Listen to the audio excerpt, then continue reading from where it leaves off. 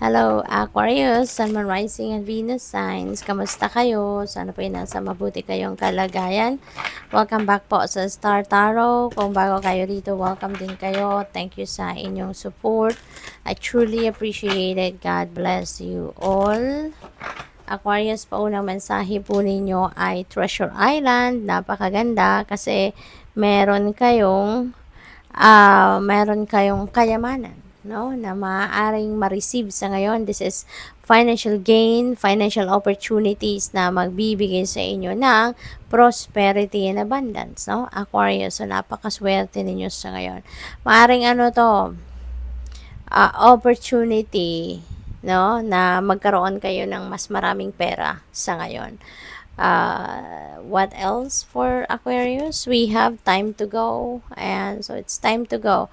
Kailangan nang i-let go, i-release ang kung ano man bagay na ito na alam ninyong hindi na to nakakatawa, hindi na to nakakasaya sa inyo, hindi na to nakakapagdulot ng positivity. No, it's not giving you positive energy anymore. Kaya, at saka tingin siguro ninyo hindi na to importante kasi hindi naman nakakatulong sa inyo, 'di ba? Kaya maybe you are really going to iwanan na, no? You're going to leave that situation.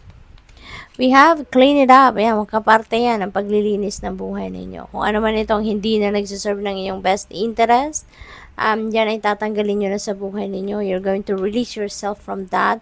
Si clean it up, ganun. No? You're going to declutter your life. Anything na hindi naman naghahatid ng magandang sitwasyon sa buhay ninyo, aalisin nyo na yan. No? This could be anything din, nalilinisin ninyo. This could be removing of tao, bagay, sitwasyon sa buhay ninyo, or baka yung physical space ninyo, baka magki-clean up din kayo, mag-organize kayo ng bahay ninyo, ng opisina ninyo, yung gano'n, no? So, anything, no, na parang clutter sa mata ninyo, yan ay tatanggalin nyo na talaga. So, which is really good. Kasi when you are releasing something, when you are letting go of something, ibig sabihin, you are making room, no, sa sarili ninyo for something better, for something positive. So, what else? We have fork in the road. Yan. Nasa indecisiveness energy kayo, Aquarius. Meron kayong hindi napapagkaintindihan. Meron kayong hindi kayo nag-a-agree, no? Siguro sa kung sino man dito.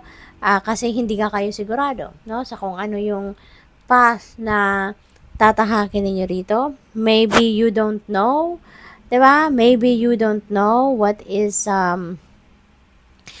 best para sa iyo, kung ano yung pupuntahan ninyo, ano yung kukunin ninyo, something like that. 'Di ba? So, nandito kayo sa gitna. No, should I take the left route or right? Yung ganun ba? No, so you confused, no? Confused ang iba sa inyo. Here and now. Ayan, so you're being advised here as well, or invited here to focus on the here and now. Focus on what is happening right now. Okay? Aquarius, kasi maaaring ang iba sa inyo, focused kayo sa nakaraan or focused kayo sa future, which is very unpractical, 'di ba? Kasi we don't have control over those anymore. Kaya ito yung reminder sa inyo. Be in the here and now.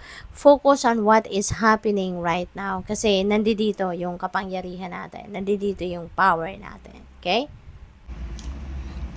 Aquarius, pasensya na po kasi hindi nagma-malfunction po yung ko, pasensya na, nagma-malfunction yung microphone ko. So, chinek ko lang yung readings, hindi pala nagre-record na, no, in the pagdating sa halfway, so hindi siya nag-record na yung audio. So, I'll just go back po, no. Nandito na tayo sa happy card. Okay? So, this is going to be a very beautiful period din sa buhay ninyo kasi maaaring meron kayong maraming rason, iba't ibang rason para kayo ay maging masaya, no? So, this is the time for happiness then. Maaaring meron mga successes kayong nakamit or makakamit sa ngayon.